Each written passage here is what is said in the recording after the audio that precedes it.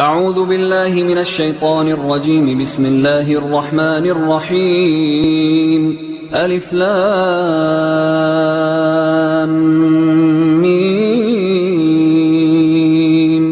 ذلك الكتاب لا ريب فيه هدى للمتقين الذين يؤمنون بالغيب ويقيمون الصلاة ومما رزقناهم ينفقون والذين يؤمنون بما أنزل إليك وما أنزل من قبلك وبالآخرة هم يوقنون أولئك على هدى من ربهم وأولئك هم المفلحون. إن الذين كفروا سواء عليهم أأنذرتهم أم لم تنذرهم لا يؤمنون. ختم الله على قلوبهم وعلى سمعهم وعلى أبصارهم غشاوة ولهم عذاب عظيم. ومن الناس من يقول آمنا بالله وباليوم الآخر وما هم بمؤمنين يخادعون الله والذين آمنوا وما يخدعون إلا أنفسهم وما يشعرون. في قلوبهم مرض فزادهم الله مرضا ولهم عذاب أليم بما كانوا يكذبون. وإذا قيل لهم لا تفسدوا في الأرض قالوا إنما نحن مصلحون ألا إنهم هم المفسدون ولكن لا يشعرون. وإذا قيل لهم آمنوا كما آمن الناس قالوا أنؤمن كما آمن السفهاء ألا إنهم هم السفهاء ولكن لا يعلمون. وإذا لقوا الذين آمنوا قالوا آمنا وإذا خلوا إلى شياطينهم قالوا إنا معكم إنما نحن مستهزئون. الله يستهزئ بهم ويمدهم في طغيانهم يعمهون. أولئك الذين اشتروا الضلالة بالهدى فما ربحت تجارتهم وما كانوا مهتدين. مثلهم كمثل الذي استوقد نارا فلما أضاءت ما حوله ذهب الله بنورهم وتركهم في ظلمات لا يبصرون. صم بكم عمي فهم لا يرجعون. أو كصيب من السماء فيه ظلمات ورعد وبرق يجعلون أصابعهم في آذانهم من الصواعق حذر الموت والله محيط بالكافرين. يكاد البرق يخطف أبصارهم كلما أضاء لهم مشوا فيه وإذا أظلم عليهم قاموا ولو شاء الله لذهب بسمعهم وأبصارهم إن الله على كل شيء قدير. يا أيها الناس اعبدوا ربكم الذي خلقكم والذين من قبلكم لعلكم تتقون. الذي جعل لكم الأرض فراشا والسماء بناء وأنزل من السماء ماء فأخرج به من الثمرات رزقا لكم فلا تجعلوا لله أندادا وأنتم تعلمون. وإن كنتم في ريب مما نزلنا على عبدنا فأتوا بسورة من مثله وادعوا شهداءكم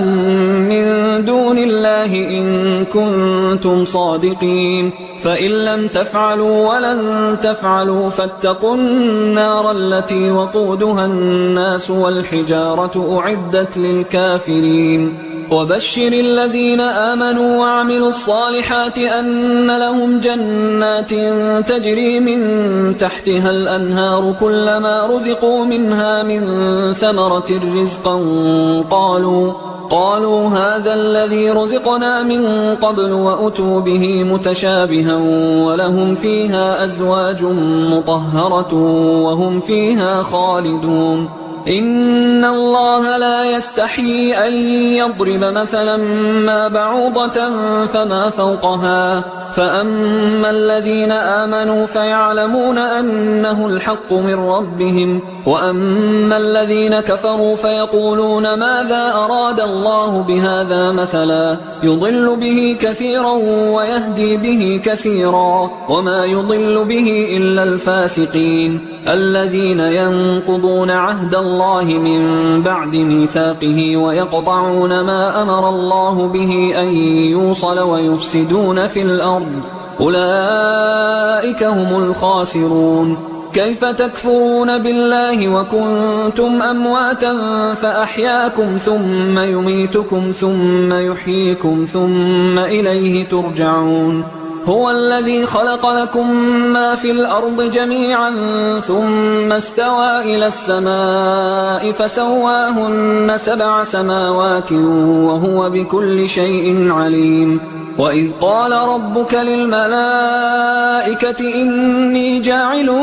في الأرض خليفة قالوا أتجعل فيها من يفسد فيها ويسفك الدماء ونحن نسبح بحمدك ونقدس لك قال إني أعلم ما لا تعلمون وعلم آدم الأسماء كلها ثم عرضهم على الملائكة فقال أنبئوني بأسماء هؤلاء إن كنتم صادقين قالوا سبحانك لا علم لنا إلا ما علمتنا إنك أنت العليم الحكيم قال يا آدم أنبئهم بأسمائهم فلما أنبأهم بأسمائهم قال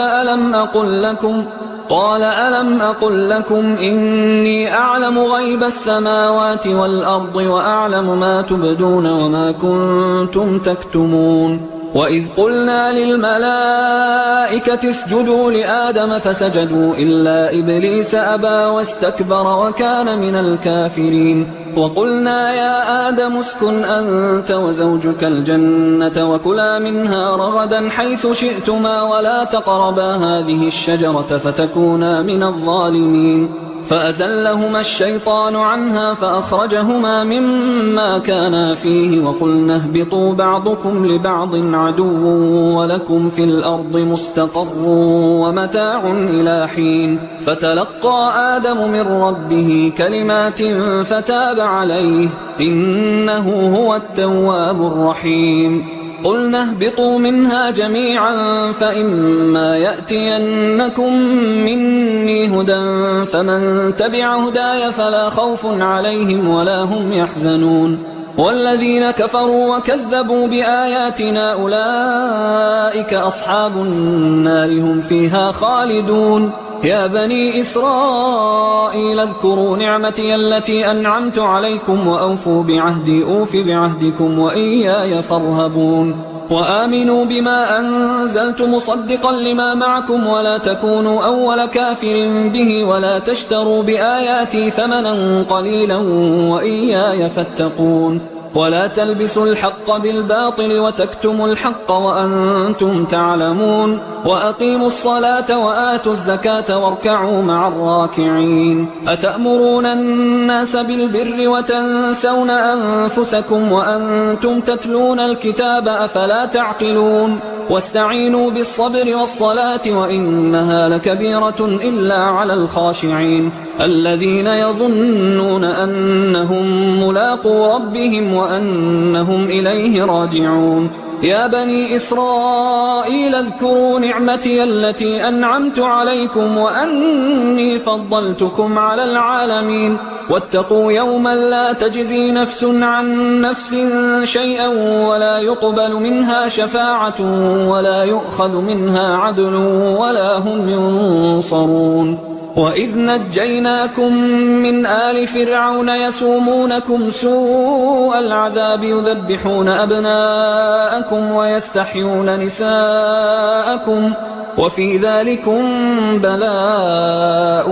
من ربكم عظيم وإذ فرقنا بكم البحر فأنجيناكم وأغرقنا آل فرعون وأنتم تنظرون وإذ واعدنا موسى 40 ليلة ثم اتخذتم العجل من بعده وأنتم ظالمون ثم عفونا عنكم من بعد ذلك لعلكم تشكرون وإذ آتينا موسى الكتاب والفرقان لعلكم تهتدون وإذ قال موسى لقومه يا قوم إنكم ظلمتم أنفسكم باتخاذكم العجل فتوبوا إلى بارئكم فاقتلوا أنفسكم ذلكم خير لكم عند بارئكم فتاب عليكم إنه هو التواب الرحيم وإذ قلتم يا موسى لن نؤمن لك حتى نرى الله جهرة فأخذتكم الصاعقة وأنتم تنظرون ثم بعثناكم من بعد موتكم لعلكم تشكرون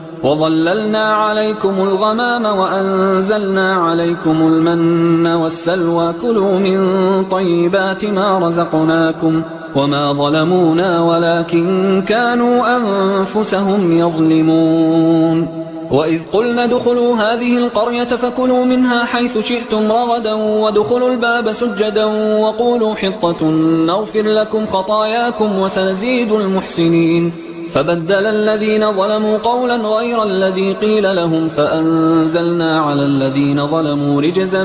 من السماء بما كانوا يفسقون وإذ استسقى موسى لقومه فقلنا اضرب بعصاك الحجر فانفجرت منه 12 عينا قد علم كل أناس مشربهم كلوا واشربوا من رزق الله ولا تعثوا في الأرض مفسدين وإذ قلتم يا موسى لن نصبر على طعام واحد فادع لنا ربك يخرج لنا مما تنبت الأرض من بقلها وقثائها وفومها وعدسها وبصلها قال أتستبدلون الذي هو أدنى بالذي هو خير اهبطوا مصرا فإن لكم ما سألتم وضربت عليهم الذلة والمسكنة وباءوا بغضب من الله ذلك بأنهم كانوا يكفرون بآيات الله ويقتلون النبيين بغير الحق ذلك بما عصوا وكانوا يعتدون إن الذين آمنوا والذين هادوا والنصارى والصابئين من آمن بالله واليوم الآخر وعمل صالحا فلهم أجرهم عند ربهم ولا خوف عليهم ولا هم يحزنون وإذ أخذنا ميثاقكم ورفعنا فوقكم الطور خذوا ما آتيناكم بقوة واذكروا ما فيه لعلكم تتقون ثم توليتم من بعد ذلك فلولا فضل الله عليكم ورحمته لكنتم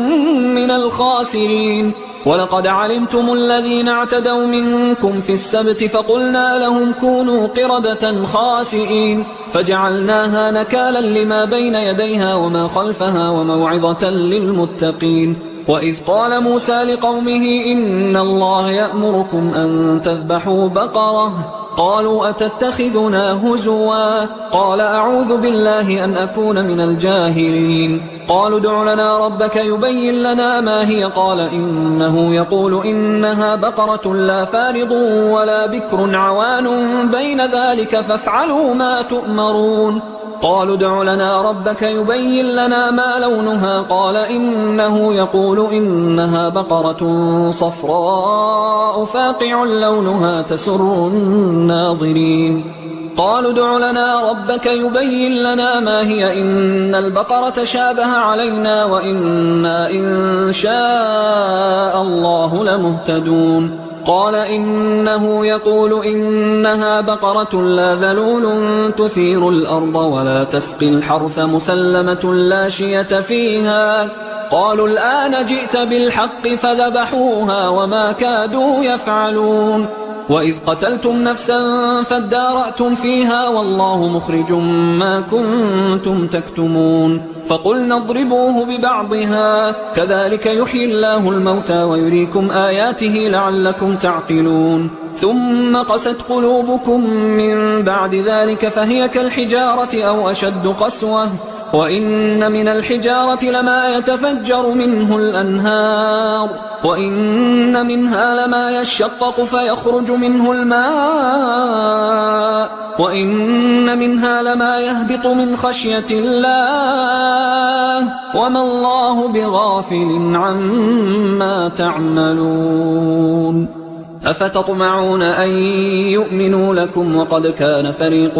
منهم يسمعون كلام الله ثم يحرفونه من بعد ما عقلوه وهم يعلمون وإذا لقوا الذين آمنوا قالوا آمنا وإذا خلا بعضهم إلى بعض قالوا أتحدثونهم بما فتح الله عليكم ليحاجوكم به عند ربكم أفلا تعقلون أولا يعلمون أن الله يعلم ما يسرون وما يعلنون ومنهم أميون لا يعلمون الكتاب إلا أماني وإنهم إلا يظنون فويل للذين يكتبون الكتاب بأيديهم ثم يقولون هذا من عند الله ليشتروا به ثمنا قليلا فويل لهم مما كتبت أيديهم وويل لهم مما يكسبون وقالوا لن تمسنا النار إلا أياما معدودة قل أتخذتم عند الله عهدا فلن يخلف الله عهده أم تقولون على الله ما لا تعلمون بلى من كسب سيئة وأحاطت به خطيئته فأولئك أصحاب النار هم فيها خالدون والذين آمنوا وعملوا الصالحات أولئك أصحاب الجنة هم فيها خالدون وإذ أخذنا ميثاق بني إسرائيل لا تعبدون إلا الله وبالوالدين إحسانا وذي القربى واليتامى والمساكين وقولوا للناس حسنا وأقيموا الصلاة وآتوا الزكاة ثم توليتم إلا قليلا منكم وأنتم معرضون وإذ أخذنا ميثاقكم لا تسفكون دماءكم ولا تخرجون أنفسكم من دياركم ثم أقررتم وأنتم تشهدون ثم أنتم هؤلاء تقتلون أنفسكم وتخرجون فريقا منكم من ديارهم تظاهرون عليهم بالإثم والعدوان وإن يأتوكم أسارى تفادوهم وهو محرم عليكم إخراجهم أفتؤمنون ببعض الكتاب وتكفرون ببعض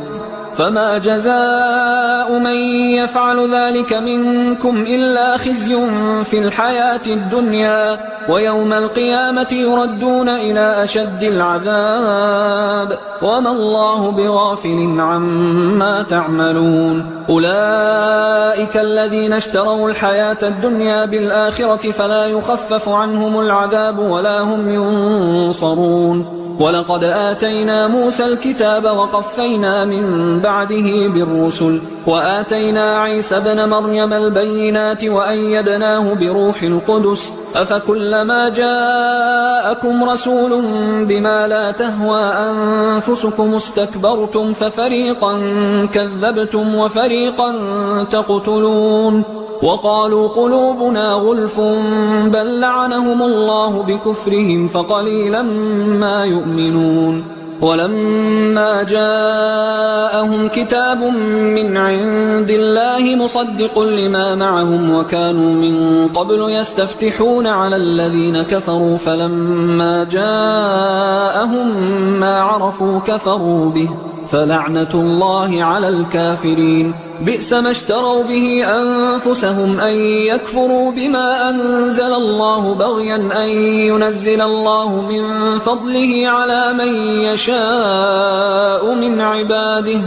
فباءوا بغضب على غضب وللكافرين عذاب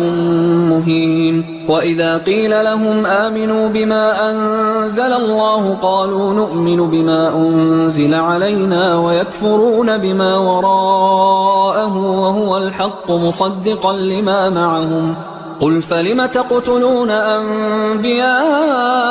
الله من قبل إن كنتم مؤمنين ولقد جاءكم موسى بالبينات ثم اتخذتم العجل من بعده وأنتم ظالمون وإذ أخذنا ميثاقكم ورفعنا فوقكم الطور خذوا ما آتيناكم بقوة واسمعوا قالوا سمعنا وعصينا وأشربوا في قلوبهم العجل بكفرهم قل بئس ما يأمركم به إيمانكم إن كنتم مؤمنين قل إن كانت لكم الدار الآخرة عند الله خالصة من دون الناس فتمنوا الموت إن كنتم صادقين ولن يتمنوه أبدا بما قدمت أيديهم والله عليم بالظالمين ولتجدنهم أحرص الناس على حياة ومن الذين أشركوا يود أحدهم لو يعمر 1000 سنة وما هو بمزحزحه من العذاب أن يعمر والله بصير بما يعملون قل من كان عدوا لجبريل فإنه نزله على قلبك بإذن الله مصدقا لما بين يديه وهدى وبشرى للمؤمنين من كان عدوا لله وملائكته ورسله وجبريل وميكال فإن الله عدو للكافرين ولقد أنزلنا إليك آيات بينات وما يكفر بها إلا الفاسقون أوكلما عاهدوا عهدا نبذه فريق منهم بل أكثرهم لا يؤمنون ولما جاءهم رسول من عند الله مصدق لما معهم نبذ فريق من الذين أوتوا الكتاب كتاب الله وراء ظهورهم كأنهم لا يعلمون واتبعوا ما تتلو الشياطين على ملك سليمان وما كفر سليمان ولكن الشياطين كفروا يعلمون الناس السحر وما أنزل على الملكين ببابل هاروت وماروت وما يعلمان من أحد حتى يقولا إنما نحن فتنة فلا تكفر فيتعلمون منهما ما يفرقون به بين المرء وزوجه وما هم بضارين به من أحد إلا بإذن الله ويتعلمون ما يضرهم ولا ينفعهم ولقد علموا لمن اشتراه ما له في الآخرة من خلاق ولبئس ما شروا به أنفسهم لو كانوا يعلمون ولو أنهم آمنوا واتقوا لمثوبة من عند الله خير لو كانوا يعلمون يا أيها الذين آمنوا لا تقولوا راعنا وقولوا انظرنا واسمعوا وللكافرين عذاب أليم ما يود الذين كفروا من أهل الكتاب ولا المشركين أن ينزل عليكم من خير من ربكم والله يختص برحمته من يشاء والله ذو الفضل العظيم ما ننسخ من آية أو ننسها نأت بخير منها أو مثلها ألم تعلم أن الله على كل شيء قدير ألم تعلم أن الله له ملك السماوات والأرض وما لكم من دون الله من ولي ولا نصير أم تريدون أن تسألوا رسولكم كما سئل موسى من قبل ومن يتبدل الكفر بالإيمان فقد ضل سواء السبيل ود كثير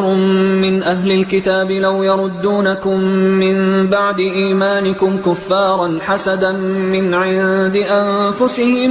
من بعد ما تبين لهم الحق فاعفوا واصفحوا حتى يأتي الله بأمره إن الله على كل شيء قدير وأقيموا الصلاة وآتوا الزكاة وما تقدموا لأنفسكم من خير تجدوه عند الله إن الله بما تعملون بصير وقالوا لن يدخل الجنة إلا من كان هودا أو نصارى تلك أمانيهم قل هاتوا برهانكم إن كنتم صادقين بلى من أسلم وجهه لله وهو محسن فله أجره عند ربه ولا خوف عليهم ولا هم يحزنون وقالت اليهود ليست النصارى على شيء وقالت النصارى ليست اليهود على شيء وهم يتلون الكتاب كذلك قال الذين لا يعلمون مثل قولهم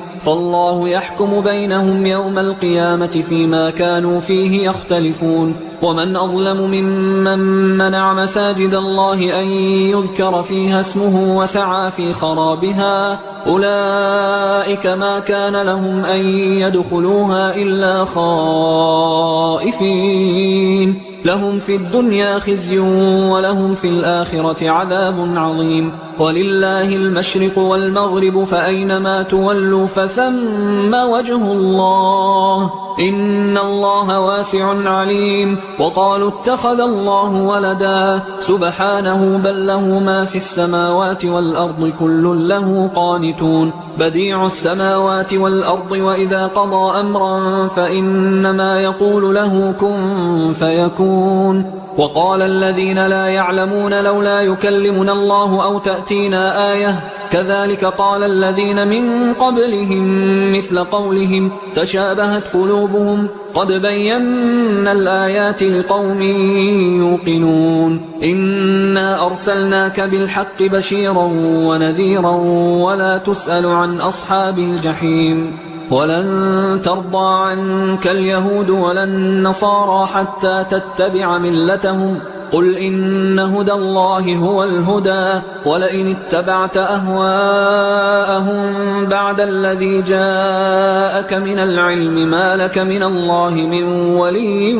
ولا نصير الذين آتيناهم الكتاب يتلونه حق تلاوته أولئك يؤمنون به ومن يكفر به فأولئك هم الخاسرون يا بني إسرائيل اذكروا نعمتي التي أنعمت عليكم وأني فضلتكم على العالمين واتقوا يوما لا تجزي نفس عن نفس شيئا ولا يقبل منها عدل ولا تنفعها شفاعة ولا هم ينصرون وإذ ابتلى إبراهيم ربه بكلمات فأتمهن قال إني جاعلك للناس إماما قال ومن ذريتي قال لا ينال عهد الظالمين وإذ جعلنا البيت مثابة للناس وأمنا واتخذوا من مقام إبراهيم مصلى وعهدنا إلى إبراهيم وإسماعيل أن طهرا بيتي للطائفين والعاكفين والركع السجود وإذ قال إبراهيم رب اجعل هذا بلدا آمنا وارزق أهله من الثمرات من آمن منهم بالله واليوم الآخر قال ومن كفر فأمتعه قليلا ثم أضطره إلى عذاب النار وبئس المصير وإذ يرفع إبراهيم القواعد من البيت وإسماعيل ربنا تقبل منا إنك أنت السميع العليم ربنا وجعلنا مسلمين لك ومن ذريتنا أمة مسلمة لك وأرنا مناسكنا وتب علينا إنك أنت التواب الرحيم ربنا وابعث فيهم رسولا منهم يتلو عليهم آياتك ويعلمهم الكتاب والحكمة ويزكيهم إنك أنت العزيز الحكيم ومن يرغب عن ملة إبراهيم إلا من سفه نفسه ولقد اصطفيناه في الدنيا وإنه في الآخرة لمن الصالحين إذ قال له ربه أسلم قال أسلمت لرب العالمين ووصى بها إبراهيم بنيه ويعقوب يا بني إن الله اصطفى لكم الدين فلا تموتن إلا وأنتم مسلمون أم كنتم شهداء إذ حضر يعقوب الموت إذ قال لبنيه ما تعبدون من بعدي قالوا نعبد إلهك وإله آبائك إبراهيم وإسماعيل وإسحاق إلها واحدا ونحن له مسلمون تلك أمة قد خلت لها ما كسبت ولكم ما كسبتم ولا تسألون عما